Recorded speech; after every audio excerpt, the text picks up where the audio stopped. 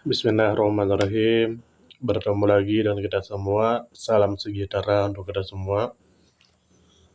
Semoga kita baik-baik saja. Semoga kita masuk surga. Semoga kesalahan di masa lalu tidak kita lalui lagi di masa sekarang. Ada sebuah cerita nyata yang saya temui. Saya ingin pendapat Anda semua. Silahkan nanti tulis di kolom komentar. Dan jika Anda mempunyai pengalaman yang sama, silakan tulis di kolom komentar. Bagaimana menurut Anda semua? Saya punya teman.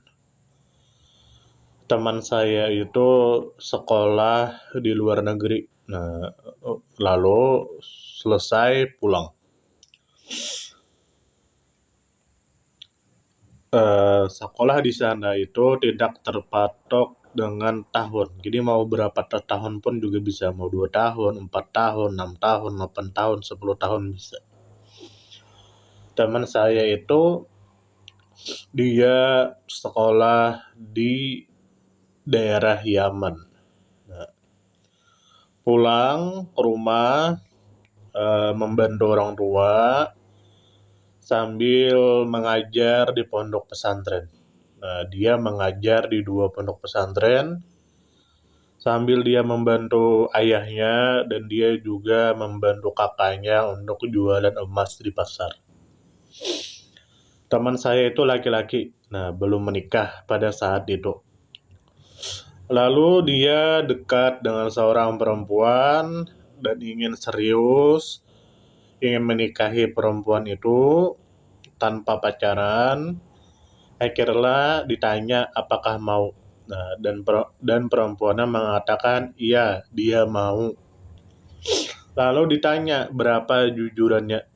Biasanya di daerah kami ini ada yang namanya seserahan atau jujuran atau uang panai atau apapun itu ya. Atau kita sebut saja uang seserahan.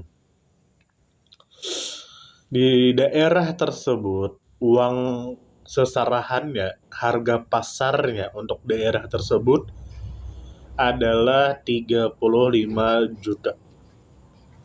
Artinya, menurut tradisi atau harga pasaran daerah tersebut, jika ingin menikahi perempuan di sana, harga pasaran untuk seserahannya adalah 35 juta.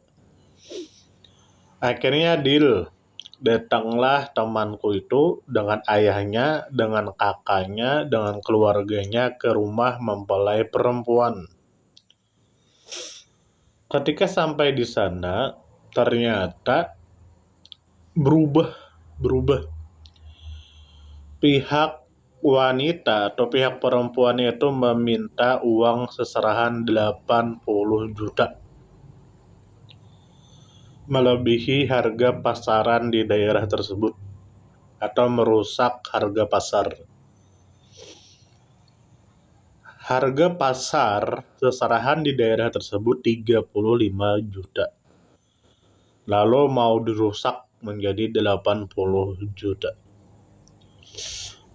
Lalu negosiasi.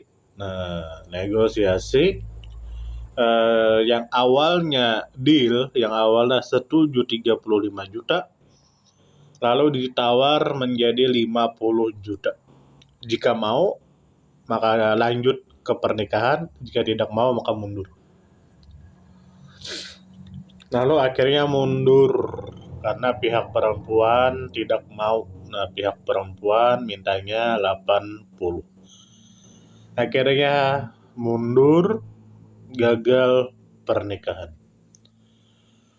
Padahal janji di awal 35 juta, tapi ketika di hari hanya, ketika lamaran malah minta 80 juta. Merusak harga pasar. Memang itu hak tiap keluarga mau berapapun. Tapi perlu diketahui bahwa mereka itu sudah menyalahi perjanjian. Mereka di awal mau datang saja, lamar saja, tapi ketika datang berubah pikiran. Itu hak mereka, tapi mereka sudah menyalahi perjanjian. Atau bahasa halusnya, mereka itu menolak dengan secara halus, tapi karena di awal sudah diterima, lalu malu untuk menolak, akhirnya dinaikkan harga untuk menolak. Atau bisa juga ada yang lebih dulu melamarnya, lebih duluan melamarnya. Kita tidak tahu, tapi yang jelas mereka menyalahi perjanjian. Padahal perempuannya itu hanya lulusan biasa. Untuk paras ya biasa saja, dan bukan lulusan luar negeri. Tapi mereka sampai segitunya. Padahal mempelai laki-lakinya ini adalah seseorang yang pendidikannya bagus, sekolah di luar negeri, alumni luar negeri yaitu Yaman, tapi ditolak dengan seperti itu. Apa yang jelas mereka di kampung sudah jelek. Nah, orang-orang kampung tahu bahwa mereka menolak pinangan atau lamaran seorang laki-laki dan ingin merusak harga pasar. Lalu teman saya itu akhirnya tidak jadi nikah. Dia masih membantu kakaknya jualan emas di pasar. Dia masih membantu ayahnya. Dan dia masih mengajar di 2 pondok pesantren. Bahkan dia itu pernah diangkat menjadi juri baca kitab kuning tingkat kabupaten. Luar biasa, bukan orang sembarangan. Lalu akhirnya apa? Akhirnya temanku itu dapat perempuan yang luar biasa, anak tokoh agama. Mertuanya itu punya sekolah agama di kampung. Akhirnya dia menikahlah dengan perempuan luar daerah, jauh. Saya juga menghadiri pernikahannya. Menikahlah, perempuannya cantik, dan juga anak tokoh agama. Akhirnya menikah, sampai sekarang mereka hidup berbahagia. Dari cerita ini bahwa kita ambil kegagalan dalam menikah itu bukan akhir dari segalanya. Bisa saja dengan kegagalan tersebut kita mendapatkan sesuatu yang lebih wow. Seandainya temanku itu menikahi yang perempuan di awal, maka dia hanya menikahi perempuan biasa, parasnya biasa. Akhirnya ditolak.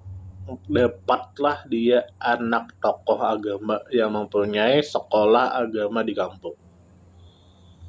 Ditolak oleh perempuan biasa, tapi ternyata dapat perempuan yang luar biasa. Nah, silakan bagaimana komentar Anda di kolom komentar. Dan jika Anda mempunyai pengalaman yang serupa, silakan tulis di kolom komentar. Semoga kita semua disehatkan badan, dilancarkan rezeki, dikabulkan segala hajat.